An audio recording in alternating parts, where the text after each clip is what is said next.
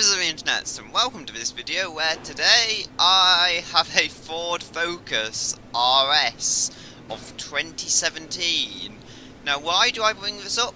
Because it is a very good car, and it is one that I will be trying very hard to be actually with something customised. Now first off, we do have to take it round a course. I'm going to try and beat it for budget and speed if possible. So that's going to be difficult since this is only 59,000 credits new. We've got Spa-Francorchamps here, which seems like a good enough circuit to use. So let's just check the race settings. If you do want to free play, you just turn the driver tars to 0 and choose a number of laps you want and car division, which is any. So yes, we're good to go, and I'll meet you at the track. And here we are. So let's get going. Oh, I can't hold the trigger down apparently. That's not very good. Command forward, let's get started. This should be fun. We've got a turbocharged all-wheel drive sports car on our side. There is also the Audi TT, but that was slightly more expensive for about the same performance, so I decided to go with the Focus ultimately. And along we're trekking. This is a 535B class car. So it's not the highest performance in the world, but it is a good basis for tuning if you're into that kind of stuff. Oh, we kind of went a bit wide there. But yeah, the Escort Cosworth, you can actually extract more handling out of it. Ridiculous as it sounds, because that's such an old car by this point. But you can actually pull more handling out of that car. This will make a very good A-class car though. Maybe even S1 if you're good at tuning it. It just doesn't have the handling to go beyond that though. Oh, that was actually fairly neat round that corner. First lap can be quite investigatory since we've already messed it up, just seeing what we can get away with. I'm liking the feel though. The gearing feels good, the grip is always there, as you would expect from an all-wheel drive car. And it just gets round corners. It does have a fancy all-wheel drive system. Remember, this is all for 59,000 credits. You're not spending more. You might even be able to get one cheaper at the auction house if you're lucky. This one was one I bought, but then I ultimately built up an Escort Cosworth because, as I say, it was better handling than this when you throw all parts at it. I think that's mainly to do with Forza though. I think it's mainly because the Escort's a liftback and this is a hatchback, it somehow things magically liftbacks handle better. I don't know. It's just the way it's calculated. But the hatchback here does not handle bad in stock form, and I'm sure B-Class as well, it could make a very good B-Class car if tuned appropriately. Slowing it down into here, oh, I was probably a bit messy there. However, onwards we go. Trying to tame the understeer, ultimately. There's still understeer with this, even though it should be simulating the crazy all-wheel drive system he's having real life with drift mode and all that. It should be a meme really, drift mode, and they just have one of these in the hedge or a lamppost. That was again wide, but just working out what I can get away with. Slow into here. Yeah, now the most important thing into the second lap is just get a good run onto it. So I've probably failed there by bouncing off the rev limiter, but I was intending to kind of ruin this lap slightly, but get a very, very good, very straight run onto this second lap here. Oh, I know I broke really late there. I've not invalidated my lap, I was still on the course, however, I feel I could do that better, so third lap come along, I'm going to try and do exactly that. So it revs to about 7,000, as most of these types of vehicles do, and there's nothing too much to say. It's a grippy all-wheel drive sports car, like the Evos and Breezes of old. It's just exactly like that. First Ford Focus to the all-wheel drive mind, I believe. A don't believe they've had a single Focus that's been all-wheel drive up to this point. I could be wrong. There could have been some weird Russian variant of it or something designed to deal with the snow. Yeah, I can just wait for someone to scream racist about that. Because I mentioned that Russia has snow and needs all-wheel drive cars because of it. And around we go. Accelerate, accelerate, yes, yes, yes. Lovely. Lovely, I got away with that. Oh.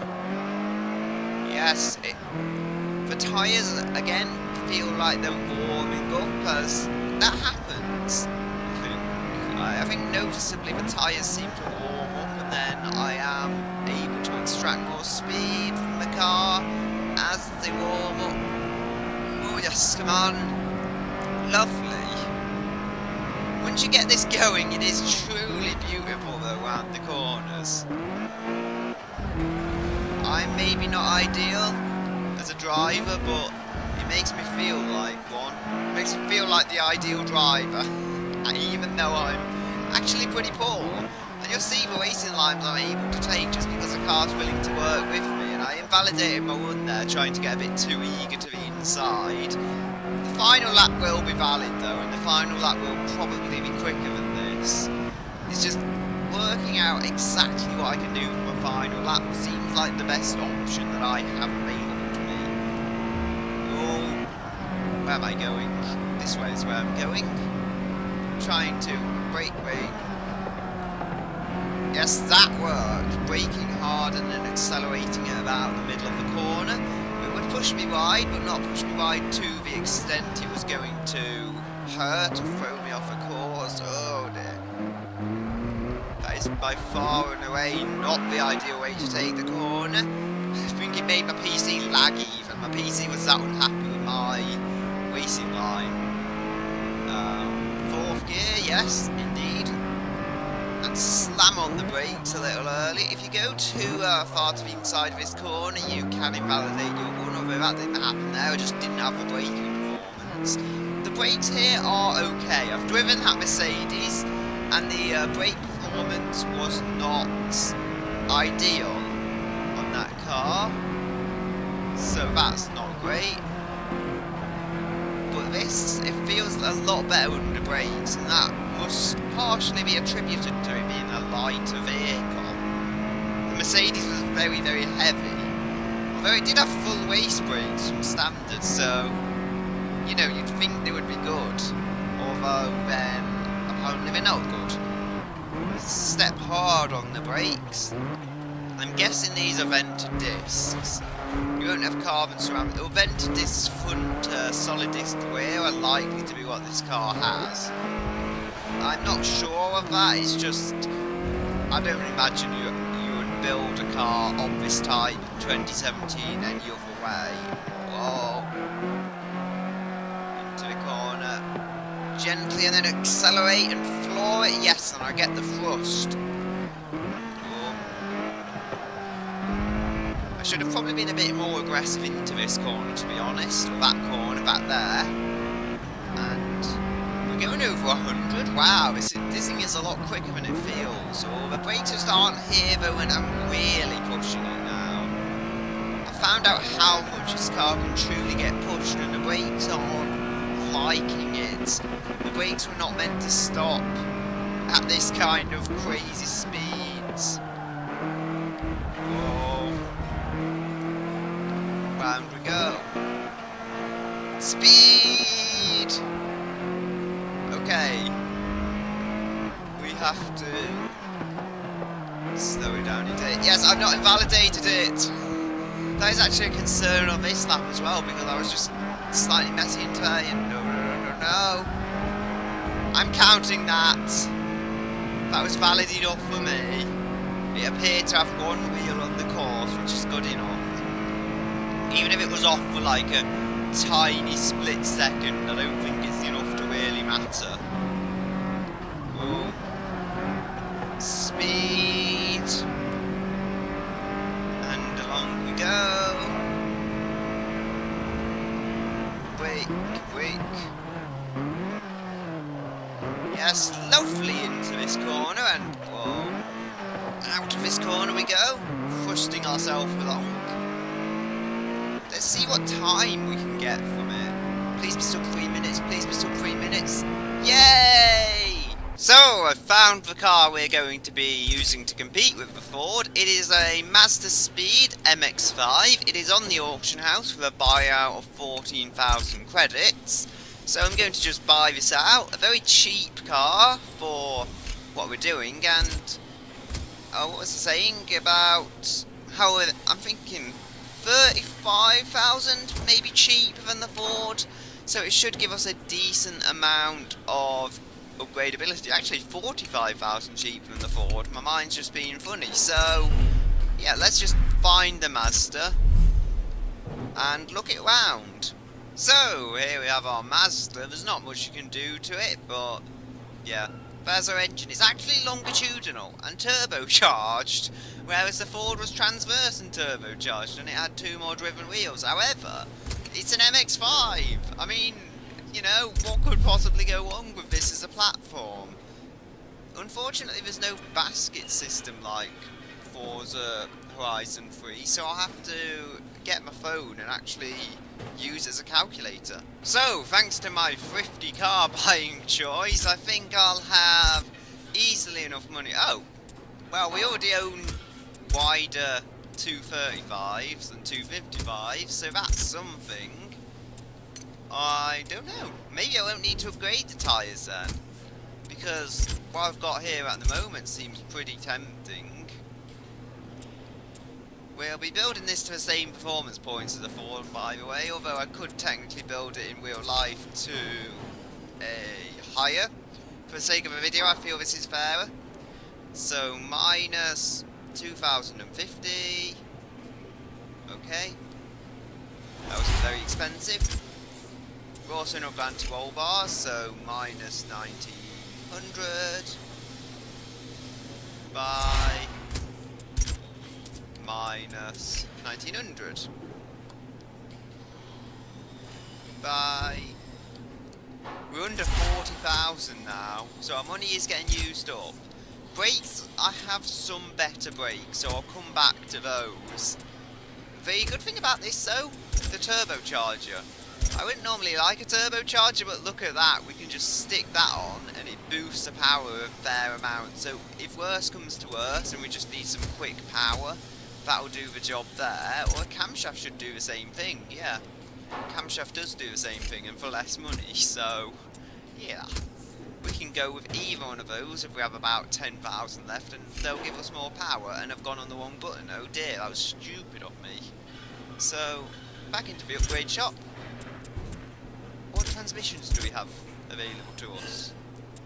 We have 2 that are unaffected for a PI, performance points, whatever you call it. I don't know.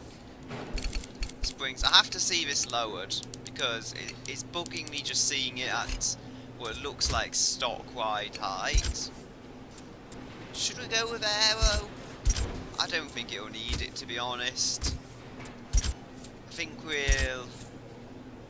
I would say potentially want wheels, but we're on a budget here, so it's more important that we get the power and we get the brakes and everything that we need. As much as I would like new wheels, I'll do it if I have enough money spare and it, you know, it's not hurting anyone, but otherwise I won't bother. So what are we having to compete with? We're having to compete with a B-class car, aren't we? So yeah, I think better tyres. Oh, sorry. I think this was 2,900, so minus 2,900. I'm pretty sure that was correct. Sorry if I was wrong, but I just added it and I didn't really look at the calculations too much. We've got 36,000 left. I feel like I needn't worry, but I am. Well, I should probably have looked at this earlier, let's be honest, before starting work on the engine, but I can go with a 2-rotor. No, it'll cost too much. This engine isn't bad. I'll be honest there. Do we need more handling? What handling will the tyres provide? How much should it be, the question? So, back to where I was. We'll have these tyres as an option, and these I think are 5,000, so minus 5,000. And in fact it's 31,000 left. So they're expensive, yes, but they're not as expensive as race tyres, which is the important thing. I think we're building this to 525. 535, is it?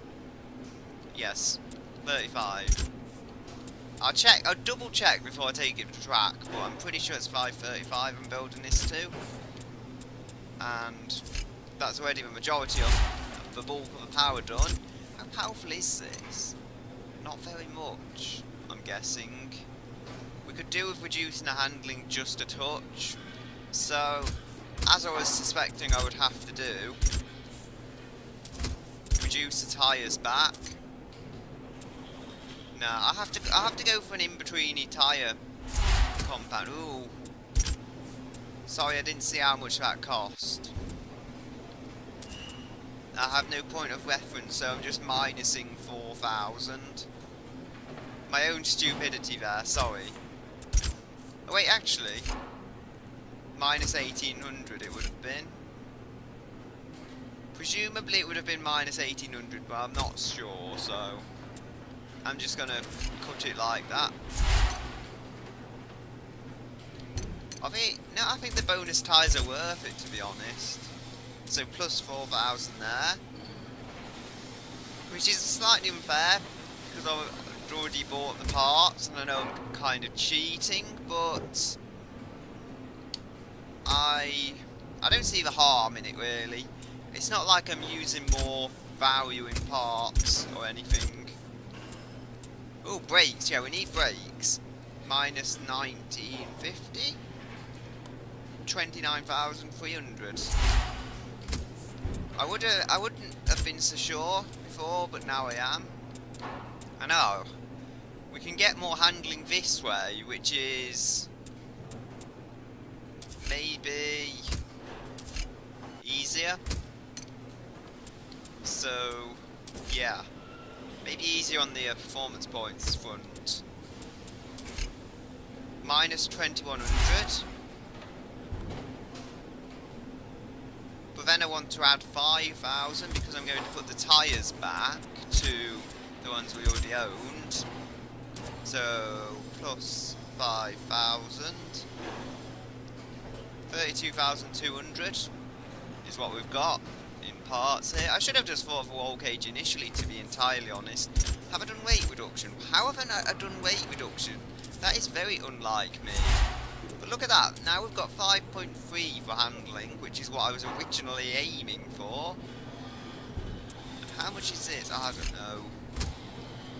Just minus 3,500. I remember it being about that point anyway, but I think I'll have loads of space to spare with my money anyway, so that's not going to be the issue. See, I'm in B-class, I'm in 548, I'm well above where I need to be, technically.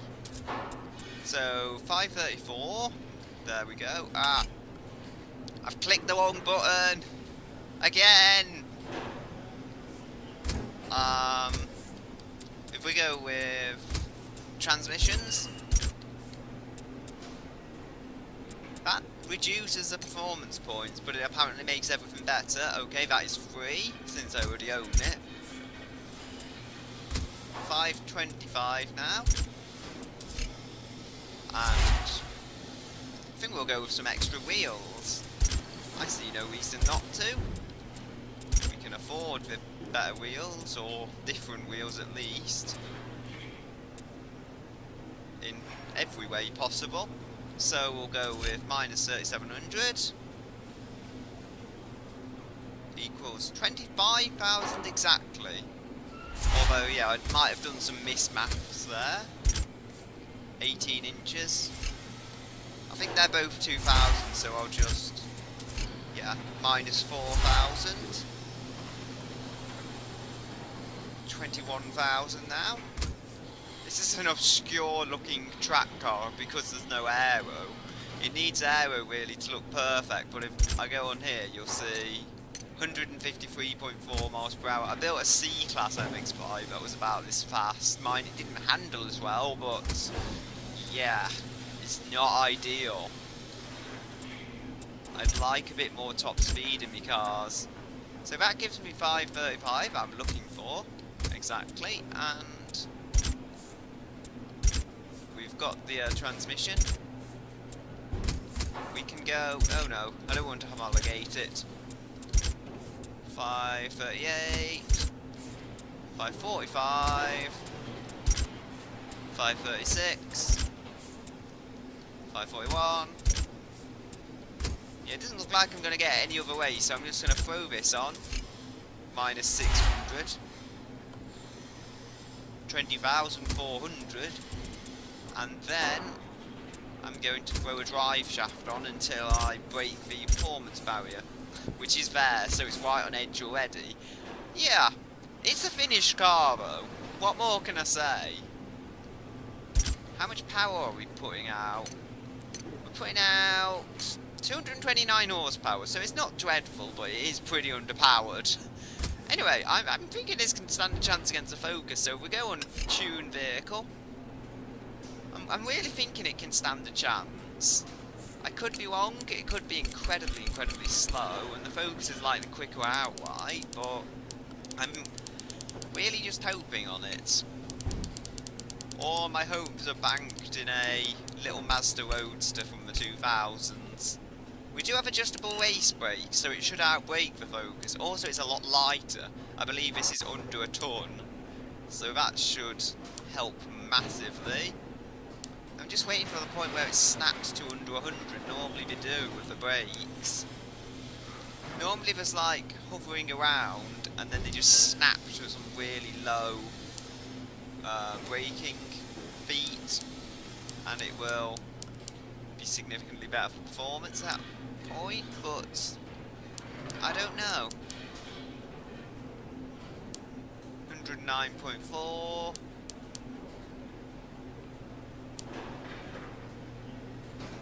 All I can think to do is 35, no, 36 was better. I'm lost, it doesn't seem to be braking as well as it should. I've had C-Class cars brake better than this. Maybe it was cheap for a reason. It's all I can really say. I've got 5 good usable gears here by the looks of it, and another gear that's a bit too high to be usable. We've got various alignments and bits that don't really need adjusting right now. Still, I'll check everything up, check I've tuned it correctly, and I'll go to track. So, here we are at the track, and we can get going now. Come on, old Mazda, you can do it. Anyway, I've worked out why we have so much less power is actually the Ford Focus has significantly more less handling, sorry. And this is already feeling right. The Ford, it didn't feel as race car-y as this, I guess you could say. This already feels sporty and low, as you would perhaps expect a sports car to feel. We can get some good speed up, though, I can say that much. It's not feeling particularly slow, despite only having 230 horsepower versus 350. The difference doesn't feel that big. Obviously the Focus would be quicker, but this feels even quicker than the Focus because there's just nothing around me, there's no roof or anything to block out the noise. The little 4-cylinder turbo going along. Stock turbo on this, but a new camshaft and bits. New head essentially to get me revving higher and get me a better power band hopefully. Speed around here, yes, the grip is truly momentum. The grip is incredible and pleasant to what I'm trying to use this for. Come on!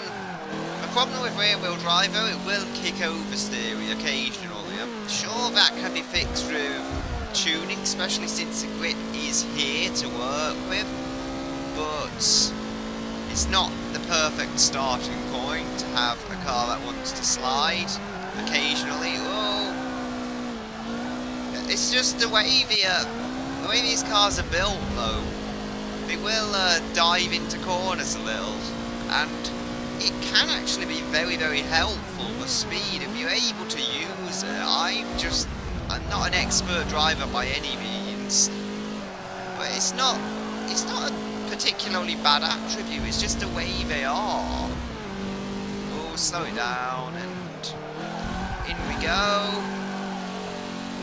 Dive in with the nose, as you do, along this corner, and I've just noticed how valid this lap is. Better at saying valid laps than the Ford, that's for sure, and there's far less understeer, meaning I can actually carry a lot of speed, even if it hasn't got the raw power to just get up to those speeds like that consistently. Whoa, that was crazy speed. I'm in a what's it, low B class sports car, and I was able to carry a corner speed like that. Admittedly, being lowered, it does help. And whoa, there we go. That invalidated my one, admittedly, but that was just me trying to seek more and more speed out of it. And this is the first flying lap, and we've not already beaten the Ford, but we've already got that close to the Ford's very fastest lap. That Ford is running scared right now, and this is a car that was not particularly designed for speed in the same way. This is a car that is significantly less powerful.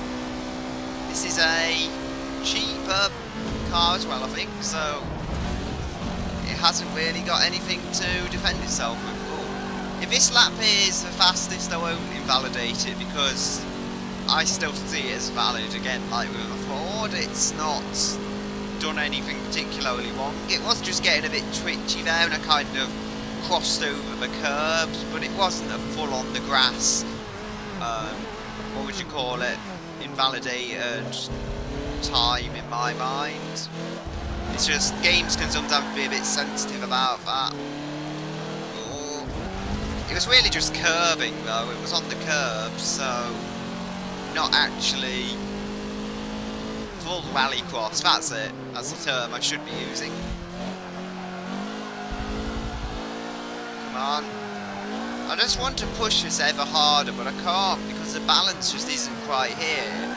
No doubt it might have just been so much better balanced from standard, however, with all the tuning on, not feeling as such. Oh dear. I wasn't really watching where I was going there, trying to talk and all. And now this lap is really invalid. Oh dear. Right, so I think if I stay away from the sides of the track as much as possible, it's probably better for the car and the time it will set. The Ford is running scared though. Although I did not expect that a car with this much handling would be the speed car of the two.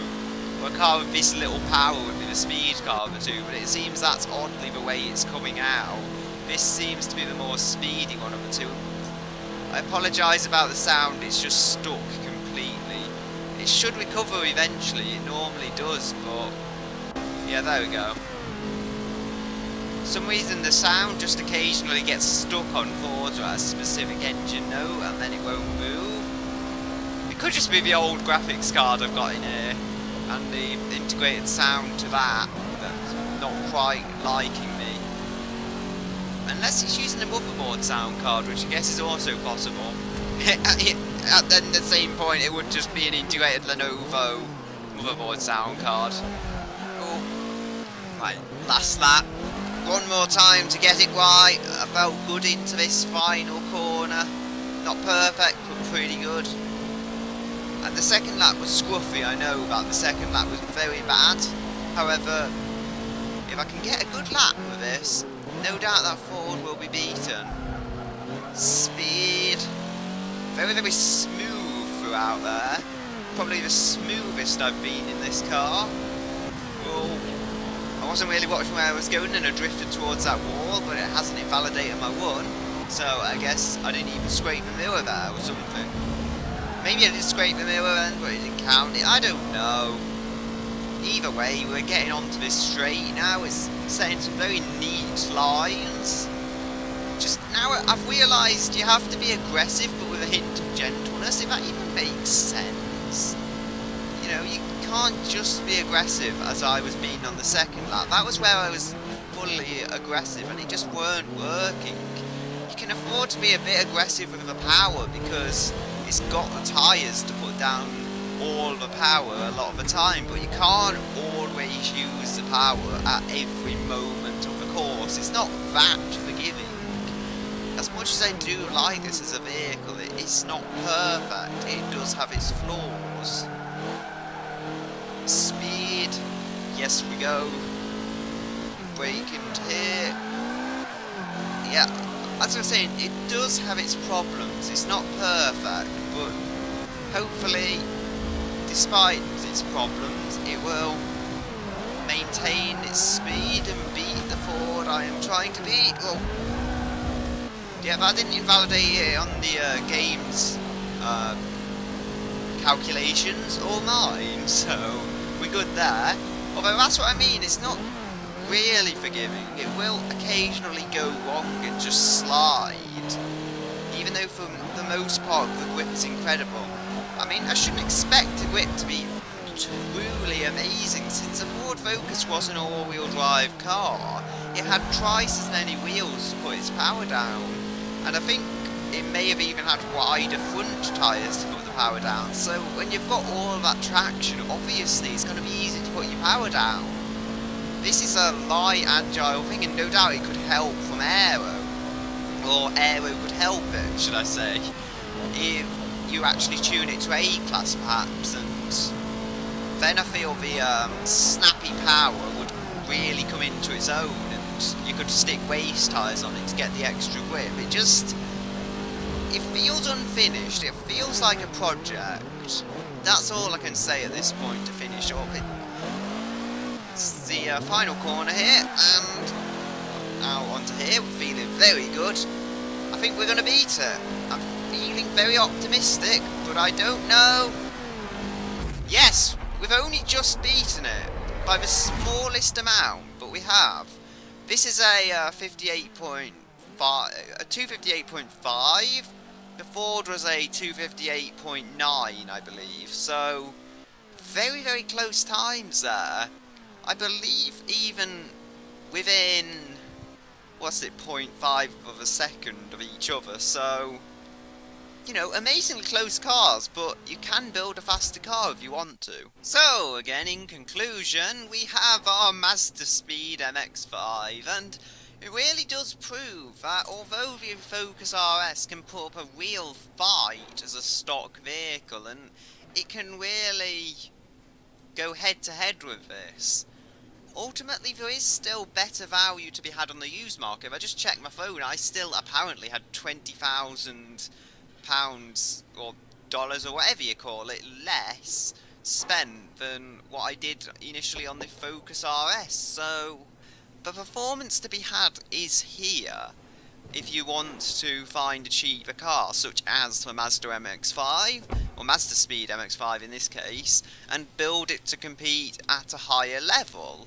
Although it only applies to specific cars, because 90% or some stupid figure of what you would actually want to build, you probably wouldn't be able to build it and enjoy quite the, let's say, profitability that you would with this particular case. Only if you're a very thrifty shopper on the auto store, or whatever they called it. Auction house, that was it. Anyway, with all being said and done, I'm going to leave it here for today, and I'll say goodbye until another day.